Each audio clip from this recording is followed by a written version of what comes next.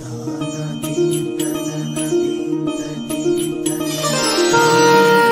శ్రీ బాలేశ్వరాయ నమః. అందరికీ నమస్సమాంజలి. ఆసిఫాబాద్లోని మన పెద్దవాగు సజీవ నది అన్న విషయం మీ అందరికీ తెలుసు. ఇది నిజంగా మనందరికీ ఒక గొప్ప వరదాయిని. ఒకప్పుడు అంటే మా చిన్నప్పుడు ఇది విశాలంగా స్వచ్ఛమైన నీటితో చాలా పరిశుభ్రంగా ఉండేది. ఇవన్నీ మనం అందరం గతంలో చూసాం. గత చాలా ఏళ్లుగా మన పెద్దవా ఎందుకు కానీ అపరిశుభ్రతకు చిరునామాగా మారిందట. నిజంగా అంత పెద్ద వాగు పిల్లవాగుగా మారడం నేను ఈ మధ్య జనవరిలో మా నాన్నగారు దండనాయకుల శ్రీనివాసరావు గారు 21వ తేదీ జనవరి నాడు శివసాయుధ్యం చేయడం మీకు అందరికీ తెలుసు. అప్పుడు చూశాను మన పెద్దవాగు చాలా పిల్ల కాలువగా మారిపోయింది. పెద్ద రాళ్ల మీద కాలు వేస్తే ఆ పాకురుతోటి ఎక్కడ జారి పడిపోతామో అన్న భయంతో అసలు అందరూ భయపడుతున్నారు. వాగుకు రావాలంటే పబ్లిక్కి మన ఆశవాది వాళ్ళందరికీ ఒక రకమైన భయం ఏర్పడింది. ఎందుకంటే శవాలనే కాలుస్తున్నారు ఒడ్డు మీద. పోచమ్మ గుడి నుంచి వచ్చే తొవ్వ మొత్తం మూసుకుపోయింది సర్కారీ తుమ్మతోటి. వాగులో ఇసుక తీసుకుపోయి లారీలు ట్రాక్టర్లు మాత్రం నిరంతరంగా నడుస్తూనే ఉన్నాయి. ఆ జారుడు రాళ్ల వల్ల అయితే కిలోమీటర్ల కొద్దీ రాళ్లు ఏర్పడ్డాయి. అపర భగీర ప్రయత్నం జరిగితే తప్ప మన వాగు బాగుపడదేమనే భయం ఒక రకంగా నాకు కలిగింది.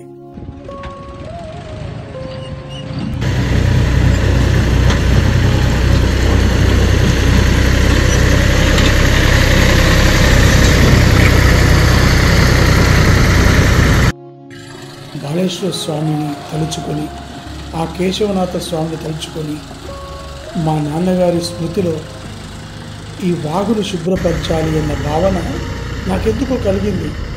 అది ఆ స్వామివారిచ్చిన అనుగ్రహం కావచ్చు.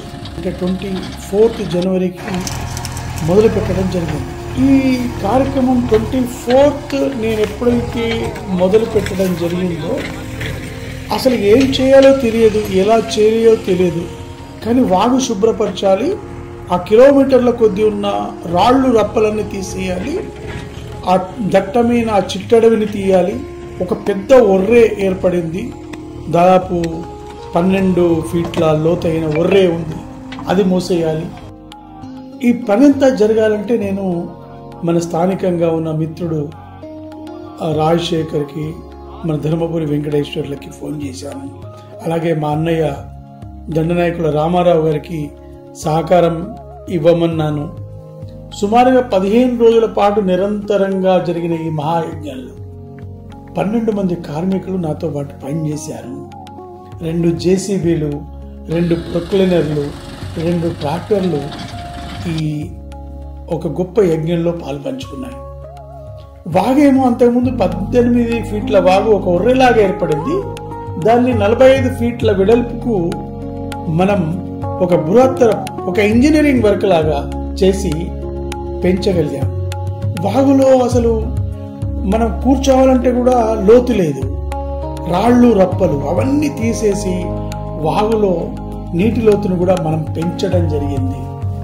2 కిలోమీటర్ల మేర వాగు ప్రాంతాన్ని పరిశుభ్రంగా చేయడం జరిగింది.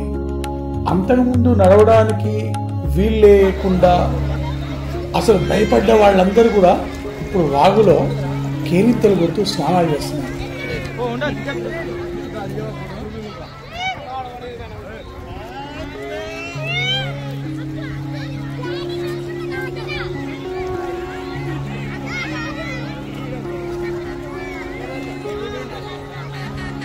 ఇంతకంటే ఏం ఆనందం కావాలి?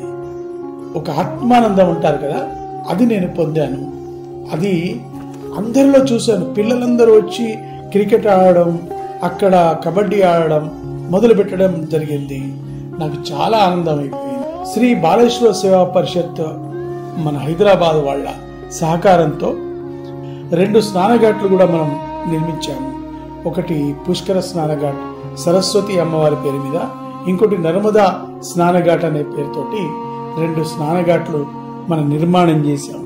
స్థానిక గౌరవ శాసనసభ్యురాలు సోదరిమణి కోవలక్ష్మి గారు, అన్నయ్య మన ఆసిఫాబాద్ టైగర్ అరిగెల నాగన్న దాన్ని ఇనాగ్రేషన్ చేశారు.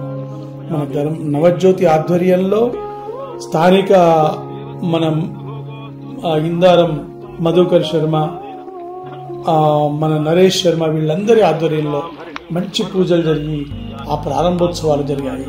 ఆ స్నానఘాట్లను మనం మంచిగా నిర్మాణం చేసుకున్నాం.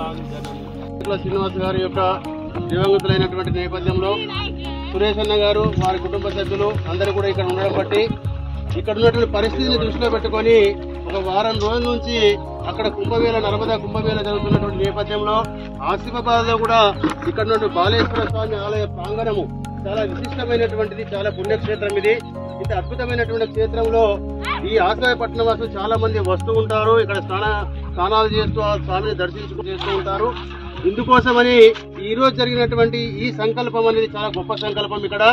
ఇక్కడ నర్మదా మరియు సరస్వతి ఘాట్లు అనేటువంటి 2 ఘాట్ల కోసము ప్రైమరీగా కొంతవరకు అనుకున్నప్పటికీ కూడా చూసి ఏం కనిపించట్లేదేమో కానీ వారం రోజుల నుంచి జేసీబీలు, ట్రాక్టర్లు, బేళ్లు పనిచేసి అక్కడి వరకు కూడా మనం ఎప్పుడైతే రథసప్తమి నాడు చేసుకుంటామో పరిశుభ్రత కార్యక్రమాలు, అంతకు మించినటువంటి కార్యక్రమం ఇక్కడ జరిగింది. మహిళల కోసం వస్త్రాలు మార్చుకోవడానికి కూడా ఒక గది నిర్మించడం జరిగింది. ఇక్కడ నర్మదా, సరస్వతి అనేటువంటి 2 ఘాట్లు భవిష్యత్తులో భగవంతుని ఆశీస్సులు ఉంటే, మీ అందరి సంకల్పం కట్టుకుంటే ఇక్కడ పర్మనెంట్ ఘాట్ కూడా అయ్యే అవకాశం ఉండకపోవచ్చు, ఉండొచ్చు. తప్పకుండా అది జరుగుతుందని చెప్పి ఆశిద్దాము.